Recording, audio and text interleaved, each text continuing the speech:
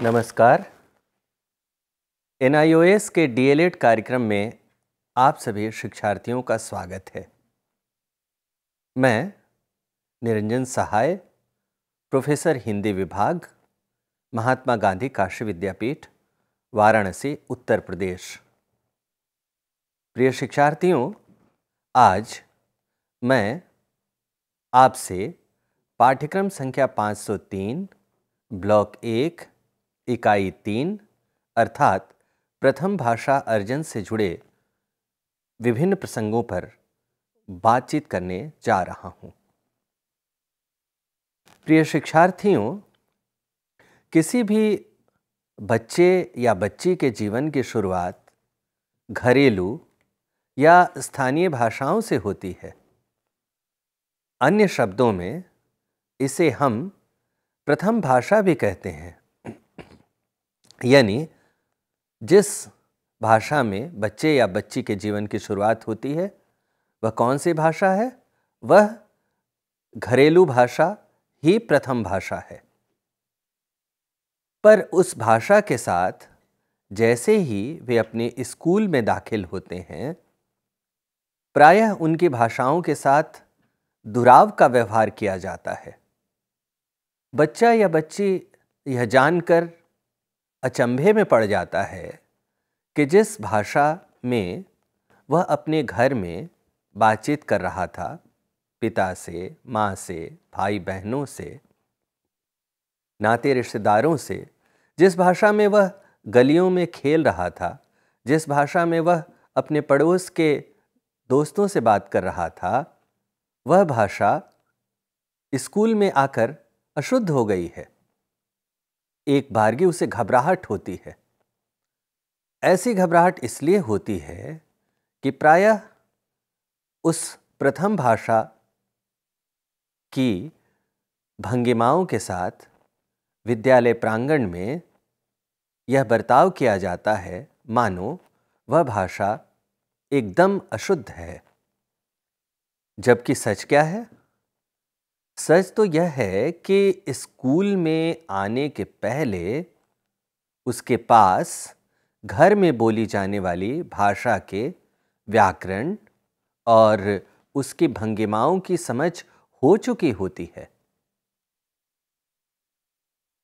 जरूरत इस बात की है कि ऐसे परिवेश का निर्माण किया जाए जिसमें स्कूल की भाषा सीखने के क्रम में उसकी भाषा के प्रति दुराव का नहीं बल्कि अपनाव का व्यवहार हो। अर्थात जिस भाषा में स्कूल में आने के पहले तक उसके जीवन का विकास हो चुका है, उस भाषा को विद्यालय परिसर के भीतर भी इज्जत दी जाए। लेकिन इज्जत देने का अर्थ या यह सरलीकृत निष्कर्ष न निकाल लिया जाए कि घर की भाषा और स्कूल की भाषा के प्रति अपनाव का यह संदर्भ ग्रहण कर लिया जाए कि बच्चे या बच्ची को अशुद्ध भाषा या व्याकरण विरोधी भाषा बोलने की अनुमति है। यह समझ लेना चाहिए कि बच्चे या बच्ची के घर की भाषा के स्वीकार का मतलब मानक भाषा का अस्वीकार नहीं है। इसका मतलब केवल इतना है कि कक्षाओं में घरेलू भाषा का व्यवहार करते समय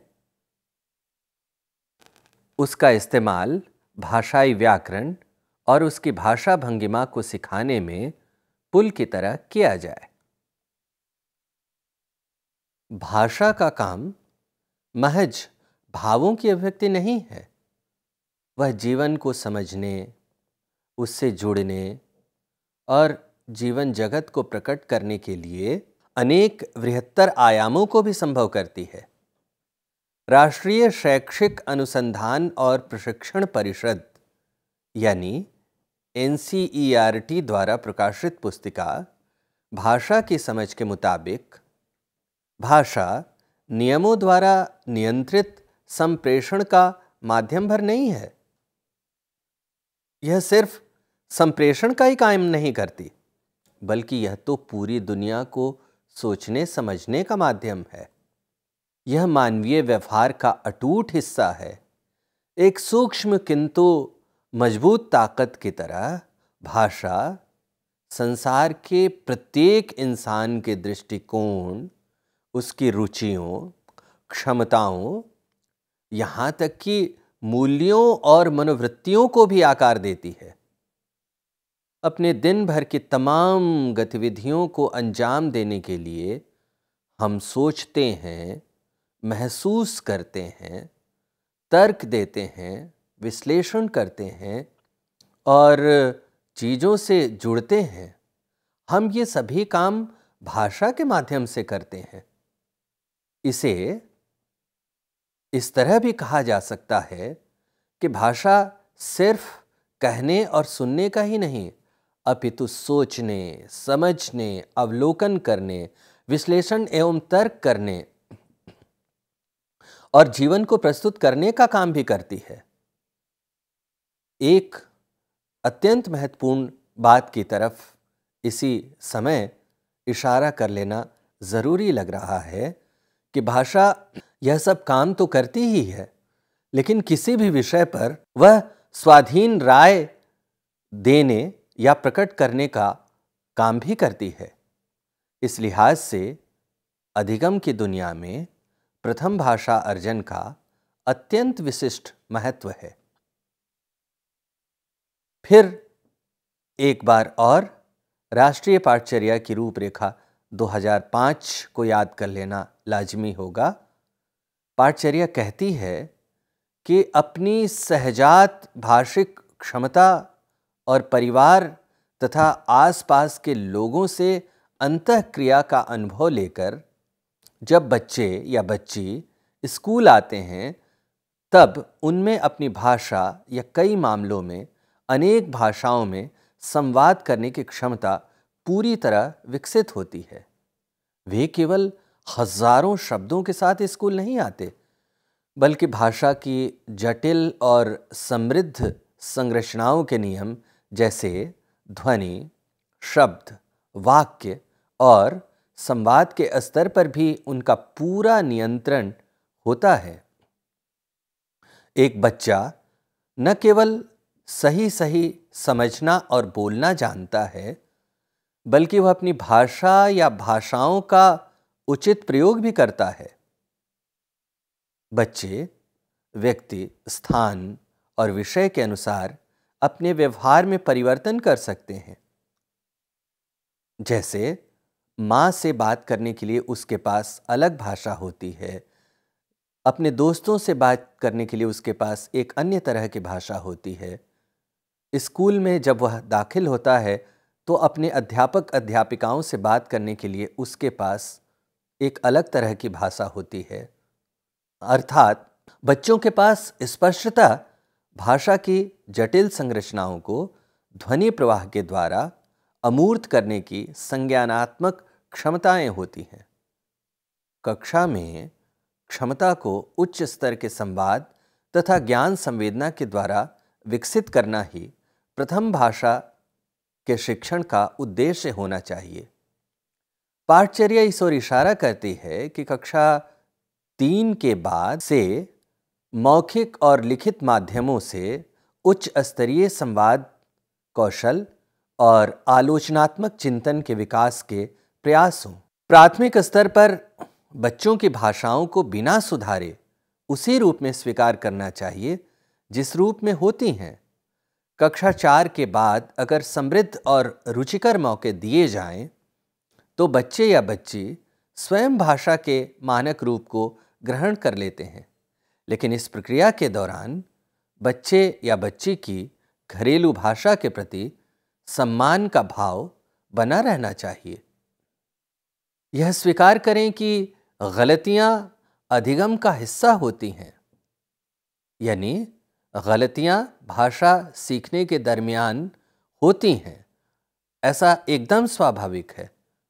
और बच्चे या बच्ची जब इस लायक हो जाएं, तो वे स्वयं उसमें सुधार कर लेते हैं। गलतियां और कमियों पर ध्यान दिए जाने की बजाय अधिक समय बच्चों को विस्तृत, रुचिकर और चुनौतीपूर्ण निवेश किए जाने चाहिए।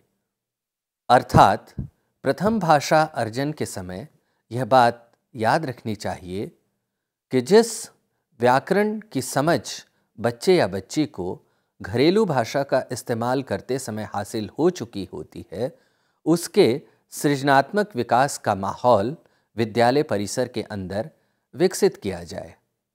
बच्चे या बच्ची के साथ यह बात ध्यान देने लायक है कि वह आमतौर पर 2 कौशलों के साथ विद्यालय में दाखिल होता है, यानी जो भाषाई कौशल सुनना और बोलना है, यह कौशल स्कूल आने के पहले बच्चे के पास एक हद तक विकसित हो चुकी होती है।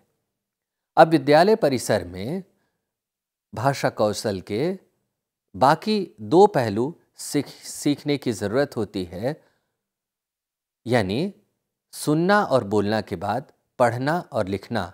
यहीं यह याद रखना चाहिए कि सुनना और बोलना जो भाषिक कौशल है, उसमें भी परिष्कार के लिए माहौल विद्यालय उपलब्ध कराता है।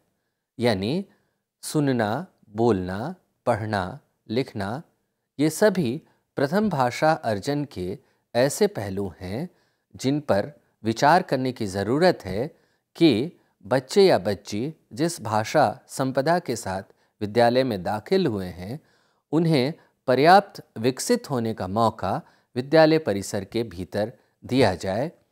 ऐसे माहौल का निर्माण किया जाए जिस माहौल में खुलकर बच्चे या बच्ची अपनी कल्पनाओं, अपनी तार्किक क्षमताओं और अपनी सृजनात्मकता का विकास कर सकें।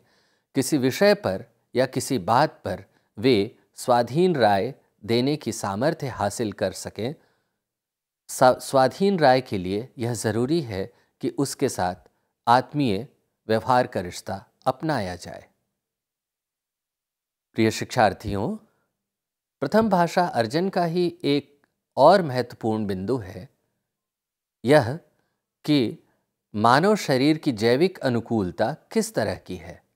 आइए यह समझने का प्रयास करें कि प्रथम भाषा अर्जन में मानव शरीर की जैविक अनुकूलता के क्या मायने हैं। प्रथम भाषा अर्जन के संदर्भ में कुछ अन्य बातों पर भी विचार करना जरूरी है। इनमें एक महत्वपूर्ण संदर्भ है भाषा के लिए मानव शरीर की जैविक अनुकूलता। प्रिय शिक्षार्थियों, मानव जाति की जैविक संरचना भाषा सीखने के लिए अत्यंत उपयुक्त है। तात्पर्य यह है कि मनुष्य अपने शरीर के विभिन्न अंगों की सहायता से ध्वनियों का उच्चारण कर सकता है, उसे सुन सकता है तथा ध्वनियों को समझ सकता है। दुनिया भर के सभी भाषा भाषी इन्हीं अंगों की सहायता से अलग अलग भाषाएं बोलते हैं। बोलना और प्रथम भाषा अर्जन पर पहले विचार करें। आप देखिए, ध्वनियों के उच्चारण में मनुष्य के शरीर के कौन से अंग काम करते हैं। आइए इस पर विचार करें। ध्वनियों के उच्चारण में मुख्यतः फेफड़ा, स्वर यंत्र, ग्रसनी और मुंह की महत्वपूर्ण भूमिका होती है। वस्तुतः बोलने के दौरान हवा इन अंगों से होती हुई बाहर निकलती है। अब आप देखिए, सृष्टि के अन्य जीवों और मनुष्य में क्या फर्क है। आप ध्यान से देखें तो पाएंगे कि सृष्टि के अन्य जीवों की अपेक्षा मानव स्वर यंत्र की बनावट काफी सरल होती है। सरलता किस अर्थ में? सरलता इस अर्थ में कि मानव शरीर में भाषा के लिए जिन अंगों का इस्तेमाल होता है, उन अंगों की विशेषता यह होती है कि उनसे हवा बिना किसी अवरोध के बाहर निकलने में सक्षम होती है। मनुष्य के स्वर यंत्र की एक दूसरी व्यवस्था भी होती है। एक वयस्क मानव का स्वर यंत्र वयस्क चिंपैंजी या 3 माह के मानव शिशु के स्वर यंत्र से काफी नीचे स्थिर होता है। हालांकि स्वर यंत्र के नीचे होने के कारण मनुष्य को भोजन करते समय सांस रुक जाने के खतरे बढ़ जाते हैं। लेकिन उसके नीचे होने से क्या फायदा होता है? फायदा यह होता है कि ध्वनियों के उच्चारण के लिए ग्रसनी में जीभ के पिछले भाग को घुमाने के लिए पर्याप्त स्थान मिल जाता है।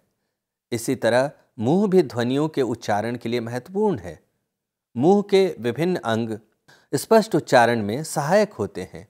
इनमें खास तौर पर बने ओठ, दांत, जीभ और जबड़ा का उल्लेख संभव है। आइए यह समझने का प्रयास करें कि प्रथम भाषा अर्जन के संदर्भ में क्या समझने की क्रिया का कोई विशेष संदर्भ हो सकता है। आइए समझें। भाषा की समझ के लिए मनुष्य का मस्तिष्क निहायत ही अनिवार्य अंग है। अन्य बहुत जानवरों की तरह मनुष्य का मस्तिष्क दो भागों में बटा हुआ है। निम्न भाग को मस्तिष्क और उच्च भाग को मूर्धा या प्रमस्तिष्क कहा जाता है। मस्तिष्क स्तंभ, जो कि रीढ़ की हड्डी से जुड़ा होता है, सांस और धड़कन को नियंत्रित करते हुए शरीर को जिंदा रखता है। प्रमस्तिष्क हालांकि जीवन के लिए जरूरी नहीं होता है, लेकिन जीव को उनके परिवेश से जोड़ने में सहायता करता है। प्रमस्तिष्क भी दो प्रमस्तिष्कीय अर्धवृत्त में बटा होता है, बायां अर्धवृत्त और दायां अर्धवृत्त। भाषा संबंधी कार्यकलापों के निर्माण करने और विकसित करने में मानव मस्तिष्क की बनावट श्रेष्ठ होती है। समझ के विभिन्न धरातलों के निर्माण की दृष्टि से मानव मस्तिष्क की संरचना अद्भुत है।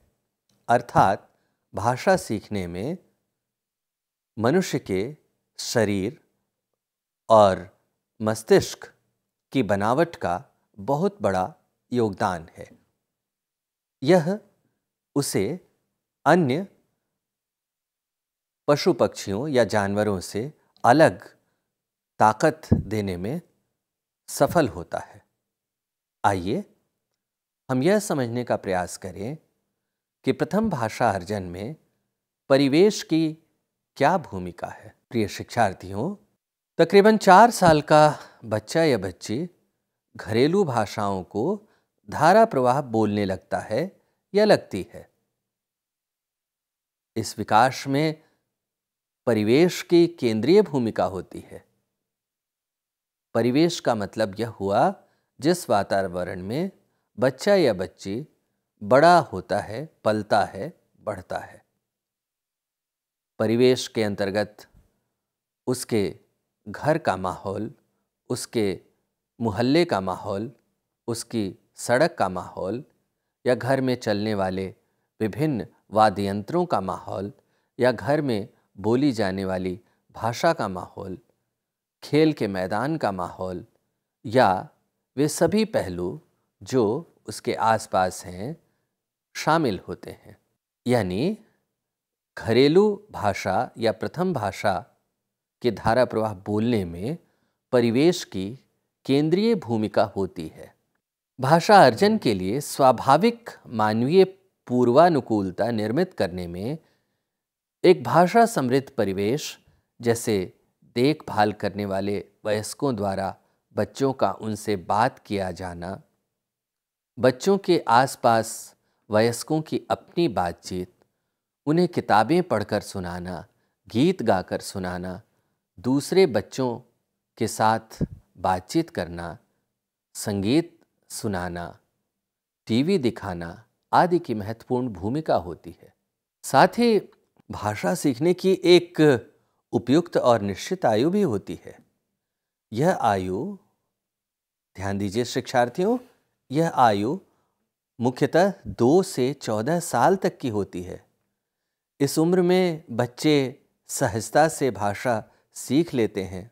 आप यह बात समझ चुके होंगे कि भाषा सीखने में परिवेश की भूमिका के अध्ययन क्रम में हमने अनेक बातों को समझ लिया। इस क्रम में एक दूसरा प्रासंगिक प्रश्न यह है कि क्या बच्चे बच्ची अपनी घरेलू भाषा को बच्चों का अनुकरण करके सीखते हैं? अनेक अध्ययनों एवं अवलोकनों से यह पता चला है कि ऐसी कोई बात नहीं है। यदि बच्चे बड़ों की बातचीत को सुनकर उनका अनुकरण करके और बड़ों द्वारा कराए गए भाषिक अभ्यास को केवल रट कर ही बोलना सीखते तो कुछ निश्चित और सीमित वाक्य ही बोल पाते। बच्चों के भाषा सीखने की प्रक्रिया पर सुधार और अभ्यास प्रक्रिया या उद्दीपन और प्रतिक्रिया का बहुत कम ही प्रभाव होता है। निष्कर्षतः यह कहा जा सकता है कि प्रथम भाषा अर्जन के लिए बहुत सारे और विविध प्रकार के वाक्यों को सुनने की जरूरत होती है। रोजमर्रा के जीवन में विविध संदर्भों में बड़ों द्वारा प्रयुक्त भाषा के विभिन्न रूपों और बच्चों से बड़ों की बातचीत का प्रथम भाषा अर्जन में अत्यंत महत्वपूर्ण योगदान होता है।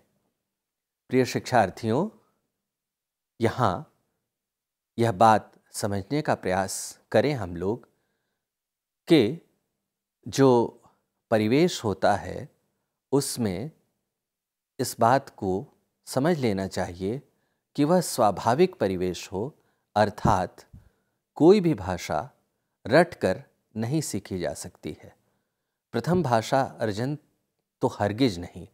रटकर दुनिया की कोई भाषा सीखना संभव ही नहीं है, क्योंकि रटे हुए शब्द, रटे हुए वाक्य, रटे हुए संदर्भ की व्याप्ति अत्यंत सीमित होती है। साथ ही उसमें भावनाओं की ऊष्मा नहीं होती है, उसमें हस्तक्षेप या स्वयं के उपस्थित होने की ऊर्जा निहित नहीं होती है। असल में भाषा वही कारगर मानी जाती है जिसमें कोई बच्चा या बच्ची अपनी भावनाओं को ठीक तरह से व्यक्त कर सके, अपनी ज़रूरतों के बारे में ठीक तरह से बातचीत कर सके, अपनी इच्छाओं को ठीक तरह से रख सके। यानी जीवन के जो विविध संदर्भ हो सकते हैं उसमें अपनी भाषा के द्वारा वह खुद का समायोजन करने में सक्षम हो। उसी तरह यह भी समझ लेना चाहिए कि व्याकरण की कोई भी किताब बेहतर भाषा के प्रयोग की गारंटी नहीं दे सकती है।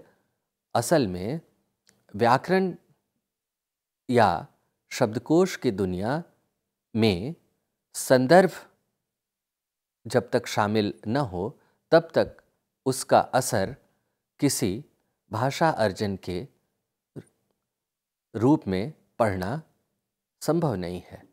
प्रथम भाषा अर्जन के लिए हमको यह बात ध्यान रखने की ज़रूरत है कि जिस स्वाभाविक भाषा परिवेश का निर्माण किया जाए उसमें भाषा सीखने के दरमियान पर्याप्त गतिविधियों का समायोजन हो। गतिविधियां वे होनी चाहिए जो बच्चे या बच्ची के परिवेश से संबंधित हो। उसमें भाषा सीखने के क्रम में कविता का इस्तेमाल संभव है, भाषा सीखने के क्रम में नाटक का इस्तेमाल संभव है, भाषा सीखने के क्रम में कक्षा में वार्तालाप की स्थितियों की उपस्थिति का नियोजन संभव है। उसी तरह जीवंत माहौल के बिना या जीवंत परिवेश के बिना या इन परिवेश से संबंधित गतिविधियों को शामिल किए बिना प्रथम भाषा अर्जन संभव नहीं है। प्रथम भाषा अर्जन के लिए बजाय व्याकरण की किताबों या शब्दकोश के उदाहरणों की उपस्थिति कराने के यह ज़रूरी है कि बच्चे या बच्ची के जीवन से संबंधित गतिविधियों के आधार पर उसके भाषाई कौशल यानी प्रथम भाषा अर्जन के लक्ष्य को हासिल किया जाए। प्रिय शिक्षार्थियों, आपने भाषा अर्जन के संदर्भ में प्रथम भाषा के महत्व को बखूबी समझा। आपने यह देखा कि प्रथम भाषा अर्जन के लिए कौन सी परिस्थितियां होती हैं। आपने यह समझा कि प्रथम भाषा कहते किसे हैं। आपने यह भी समझा कि प्रथम भाषा अर्जन के लिए मनुष्य की शारीरिक बनावट, उसके मस्तिष्क की बनावट किस तरह उपयुक्त होती है। आपने यह भी समझा कि यह भाषा रटकर नहीं अर्जित की जाती है, इसे अर्जित करने के लिए एक स्वाभाविक वातावरण की ज़रूरत होती है। आपने यह भी समझा कि प्रथम भाषा अर्जन के लिए गतिविधि आधारित भाषा प्रशिक्षण की आवश्यकता है। मुझे विश्वास है कि प्रथम भाषा अर्जन से संबंधित विविध पहलुओं से आप परिचित हुए, आपने इस संवाद से लाभ लिया। धन्यवाद। नमस्कार।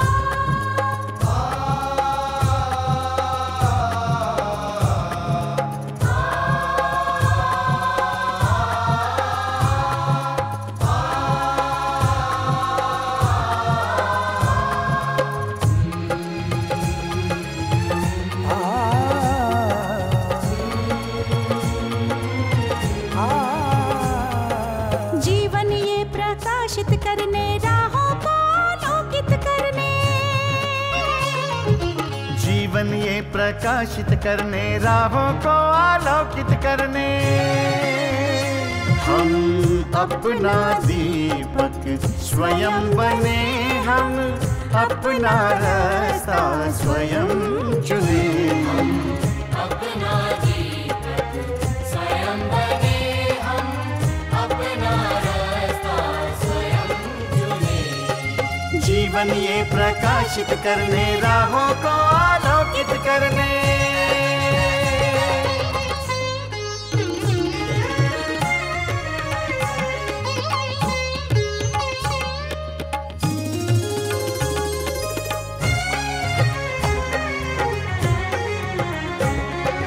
धन साधन समय की सीमा से विद्यालय जो मुक्त हो, धन साधन समय की सीमा से विद्यालय जो मुक्त हो। कभी पढ़े हम कहीं पढ़े, वे विषय की लोच से युक्त हो। कभी पढ़े हम कहीं पढ़े, वे विषय की लोच से युक्त हो। मित्रों हम उठे और जागे, मंजिल आने की ध्वनि सुने। हम अपना दीपक स्वयं बने, हम अपना रास्ता स्वयं चुने। जीवन ये प्रकाशित करने, राहों को आलोकित करने।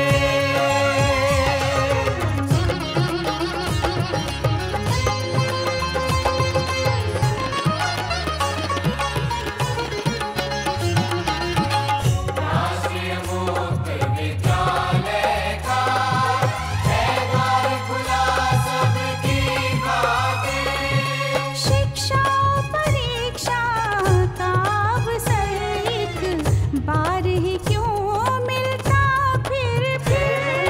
शिक्षा और परीक्षा का अवसर एक बार ही क्यों मिलता फिर।